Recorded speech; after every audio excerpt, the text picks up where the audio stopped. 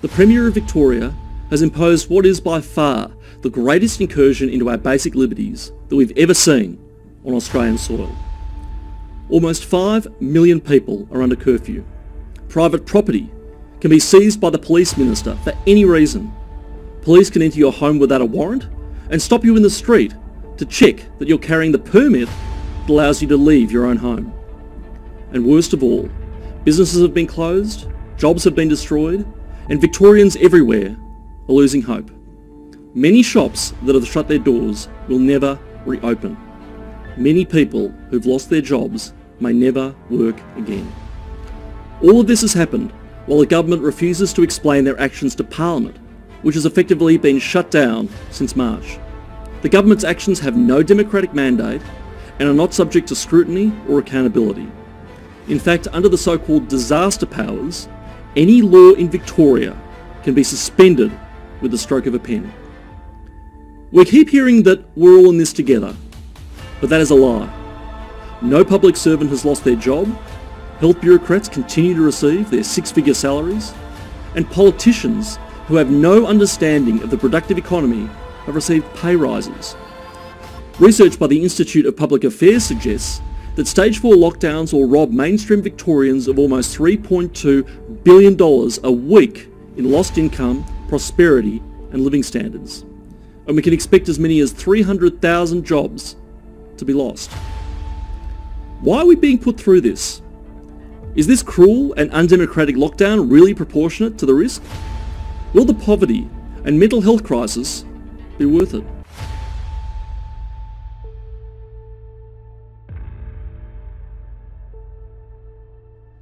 To the health and the safety of all Americans, I'm here to discuss our strategy to prevent and protect the American people from a possible outbreak.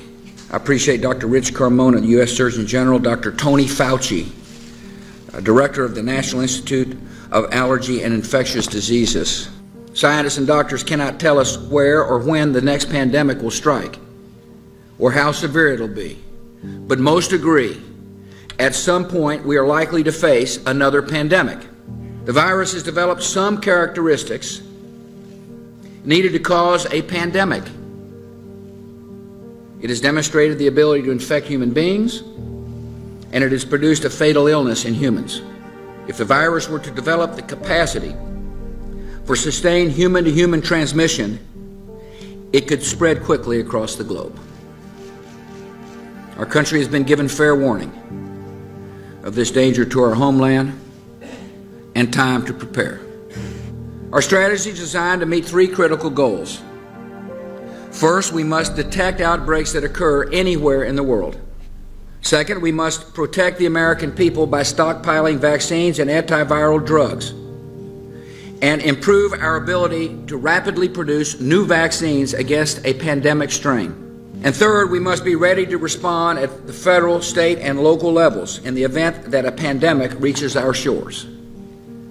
And unlike storms or floods, which strike in an instant and then recede, a pandemic can continue spreading destruction in repeated waves that can last for a year or more. To respond to a pandemic, we need medical personnel and adequate supplies of equipment. In a pandemic, everything from syringes to hospital beds, respirators, masks, and protective equipment would be in short supply. To respond to a pandemic, the American people need to have information to protect themselves and others.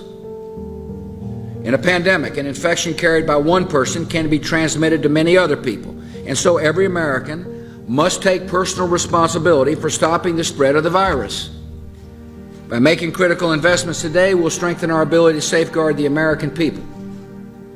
In the awful event of a devastating global pandemic, and at the same time, we'll bring our nation's public health and medical infrastructure more squarely in the 21st century.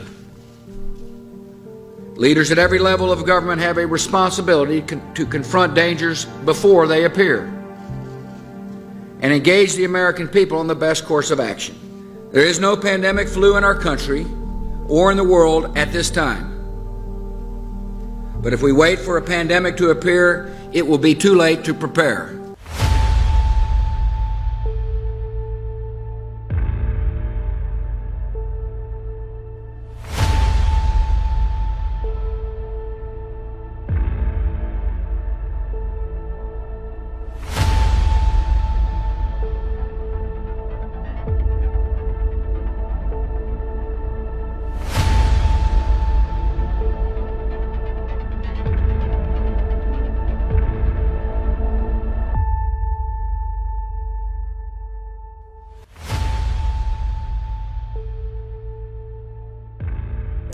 So this is about how Public Health England calculates who has died from coronavirus and whose deaths get added on to that tally that we've grown used to seeing day by day, that currently stands at around 45,000. Now the issue is that the way it's being counted at the moment means that if you are diagnosed, you test positive for coronavirus, even if you go into hospital, but then you recover and you come out, and then 2 months later, say, or a period of time later, you then die of something completely unrelated to coronavirus, your death will still be added to that coronavirus death tally. So the example that was given to me by a government source was basically, if you had tested positive in February for coronavirus, you'd recovered, you'd been fine for the last few months, but then you'd been hit by a lorry or hit by a bus yesterday and died, your death would still be added on to that coronavirus tally, even though clearly, even though you may have had it, clearly your death is nothing to do with coronavirus at all. So essentially what this means